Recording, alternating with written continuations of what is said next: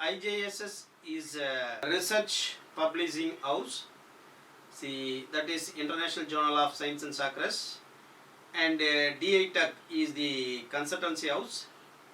The IJSS and DITech combinedly organizing the webinar on business communication and soft skills.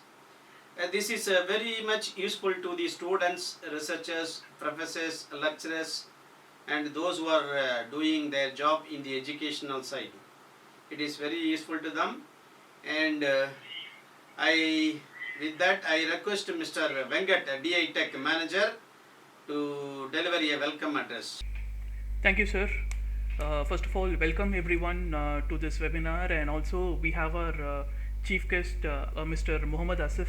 As we all know, this is going to be a webinar on business communication and soft skills. Okay, and it is going to be delivered by Mr. Mohammad Asif. And to give a quick introduction about our chief guest, he has around 15 years of work experience in IT industry, which includes various work area in the IT. And he has a very intense business knowledge and project management, and especially he's an expert in the business communication and soft skill area. And he's having his own business right now. He's an entrepreneur. So thank you very much, Mr. Asif. We are really honored by your presence, and over to you, sir. Yeah, hi everyone. It's really a nice opportunity for me to explore and share my experiences across this forum. So this forum is all about business communication and soft skills. And see, a lot of people actually wonder, like, see, most of the people who just finish the graduation, see, they try to learn the skill set across, see, maybe technical skill set, but they all forget about the soft skills that's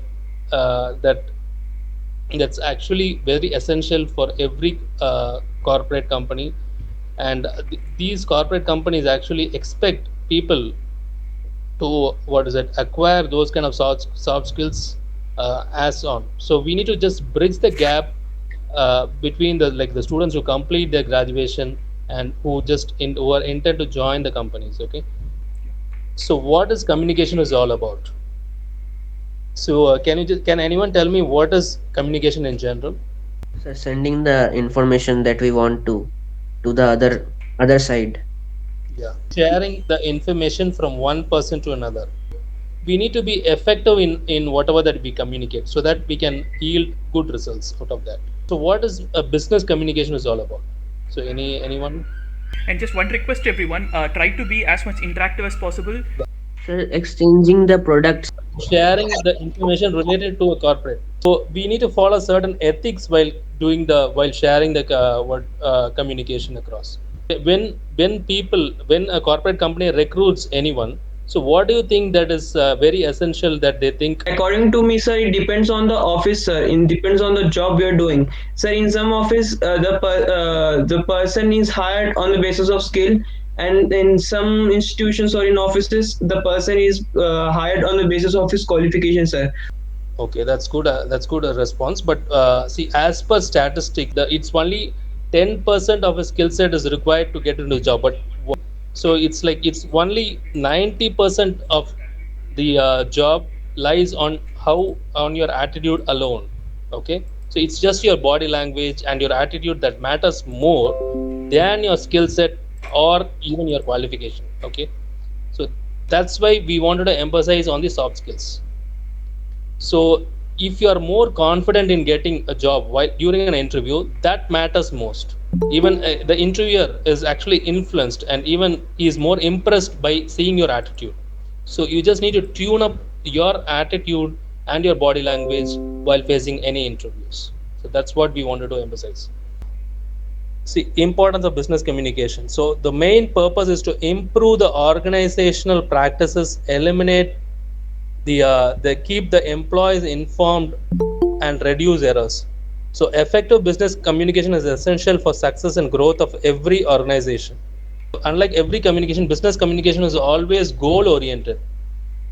So for the interaction between employees and management to reach organizational goals, its purpose is to improve the organizational practice and reduce the errors.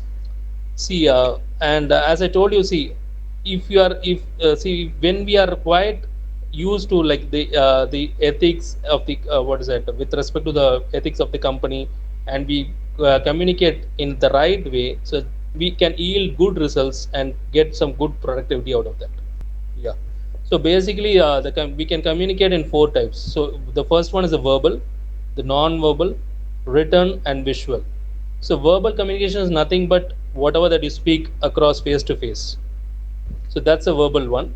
So non-verbal is nothing but your facial expressive. You don't need to communicate. It's just by seeing your body language and your facial expression, we can communicate in a better way. So written communication. So written communication is nothing but via mails, emails, whatever that communicate. And the visual communication. Visual communication is nothing but whatever that you interpret via your data set with your data and your charts and analysis and etc. See, we even further classify the types of business communication into upward communication, downward, and horizontal communication. So all these are like what is that types of business communication that you need to what is that gain experience out of. So what are the different communication channels across that we face in a corporate?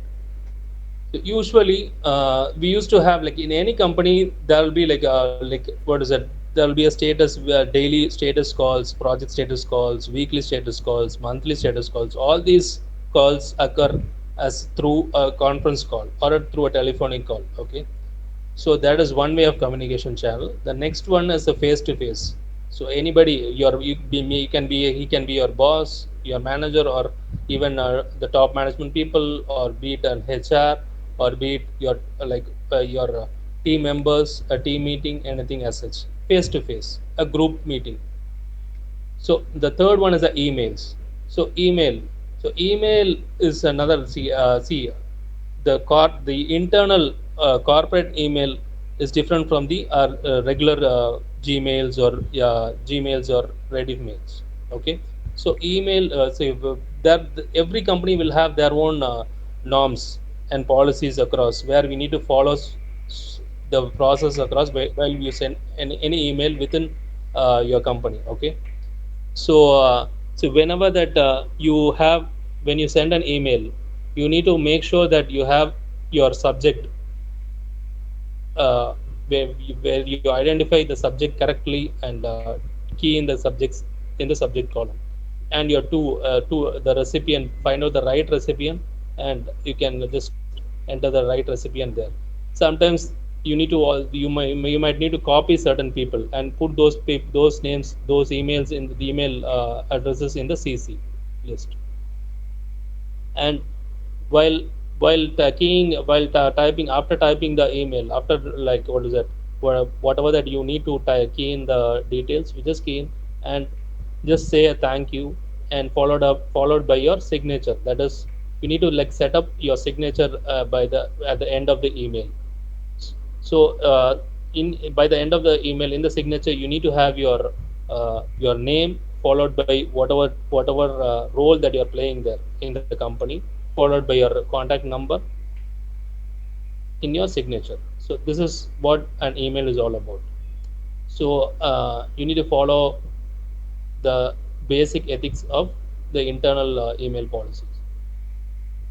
And fourth one is a presentation. So communication is can also be done through a via presentation, through a PPT or through a PDF, and you can share it to your team, be it your team or even your it can be a dashboard committee meeting, higher steering committee meeting, your top management meeting. So there you can share it through the presentation. So next one is through reports, data, and stats. So whatever, see this is nothing but the visual type of communication.